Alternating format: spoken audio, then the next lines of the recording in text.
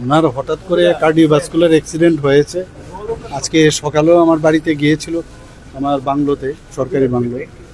সেখানে তো সুন্দরভাবে কথাবার্তা হয়েছে এবং কোনো অসুস্থতার লক্ষণ আমি তো দেখিনি। উনিও এমনিতে আমরা বলি কেমন আছো, উনি বললেন যে আমি খুব ভালো, কোনো সমস্যা নেই, I am very much fit. তো সেখানে থেকে বেরিয়ে শুনলাম এরপরে বৃক্ষরোপণ কর্মসূচিও ছিল। তো বাস এতটুকুই খবর। পরবর্তী সময় আজকে একটা প্রোগ্রাম আমার একটা ছিল আগরতলার মধ্যে, আমি স্টেজের মধ্যেই ছিলাম। সেখানে হঠাৎ করে যখন আমার সেখানে বক্তব্য দেওয়ার কথা ছিল, হঠাৎ কেউ এসে বললো যে এরকম এরকম ঘটনা, ওনার তো স্ট্রোক করেছে, কোথায় আছে টিএমসি। তো আমি কোনো রকমে ওই জায়গায় দু চারটি কথা বলে আমি সেখান থেকে টিএমসিতে আমি যাই। টিএমসিতে যাওয়ার পর আমি চিন্তা করলাম যে যখন খবর নিলাম পুরো ডিটেলস, আমি ভাবলাম কোথায় কোথায় পরবর্তী সময়ে কি করলে, কোন ডাক্তারবাবুর সাথে যোগ করলে, তো ওদের সাথে আমি গাড়িতে বসেই যোগাযোগ করলাম। তো সব দিকে আমি প্রস্তুতি রেখে, ইভেন আমি ভেবেছিলাম যদি এরকম প্রয়োজন হয় তো এয়ার অ্যাম্বুলেন্সও যদি নিতে হয় তো সেখানেও কথা বলে রাখলাম যদি কোনো কারণে হয় এরকম।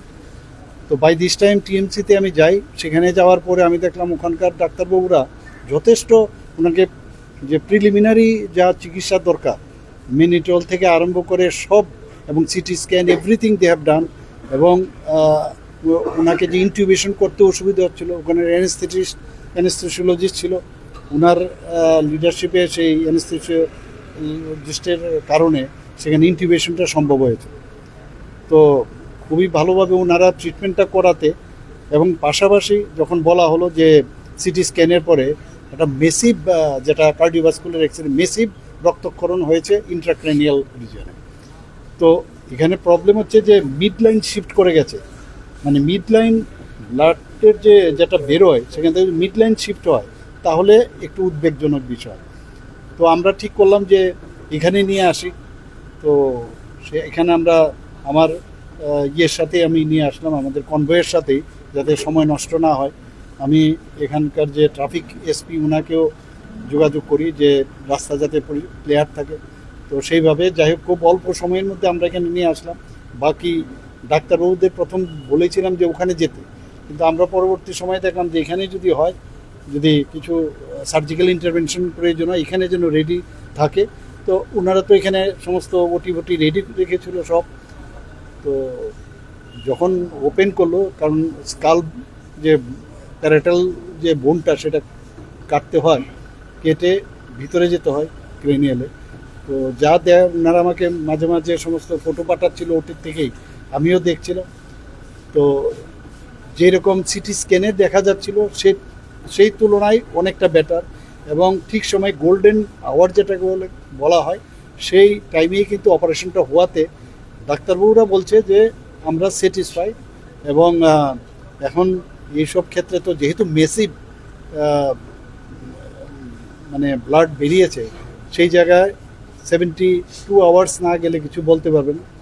তো বললো যে যদি রেস্ট্রিকশন থাকে তাহলে বেটার। আমি বললাম যাতে কোনো visitors should not be allowed করে রাখার জন্য আমি আমাদের সমস্ত মিনিস্টাররা, অন্যান্য নেতৃবৃন্দরও এসছে, তাদেরকে আমি বলেছি যে আমাদের এখানে যাওয়াটা ইম্পর্টেন্ট না, ওনার লাইফ ইজ ভেরি ইম্পর্টেন্ট। তো এখন অবধি তো ডাক্তারবাবুরা বলছেন যে অপারেশন ভালো হয়েছে এবং আমাদের এখন অবজারভেশন লাগবে। বাকি কালকে আবার আমরা ওনাদের ফ্যামিলি মেম্বারের সাথে কথা বলবো, যদি অন্য কিছু চিন্তা ভাবনা হয় সেটাও আমরা পরবর্তী সময়ে আমরা সেগুলো আমরা জানাবো। উন্নত চিকিৎসার জন্য কি? সেটাই তো বললাম, এখানে তো উন্নত চিকিৎসা হয়েছে, তারপরেও যদি দেখা যায় যে কোনো প্রয়োজন আছে তার জন্য আমরা প্রস্তুত আছি। কিন্তু এই মুহূর্তে যে এখনই নিয়ে যাওয়ার মতো অবস্থা ছিল না, এখানে অপারেশন করার দরকার ছিল, এবং তার জন্যই যে গোল্ডেন আওয়ারে সেই অপারেশনটা করাতে মানে অনেকটা মানে বলবো যে স্থিতিশীল অবস্থায় আছে। পরবর্তী সময়ে আমরা জানি উনি এত সুস্বাস্থ্যের অধিকারী, আমি বলবো তারপরেই ঘটনা হয়েছে। Hope for the best. না, আমরা তো প্রথমে আমি বললাম যে জিবিতেই চলে যাওয়ার জন্য বললাম। আমি তখন ওনাদের ফ্যামিলির সাথে কথা বললাম, আপনারা কোথায় কমফোর্টেবল ফিল করেন?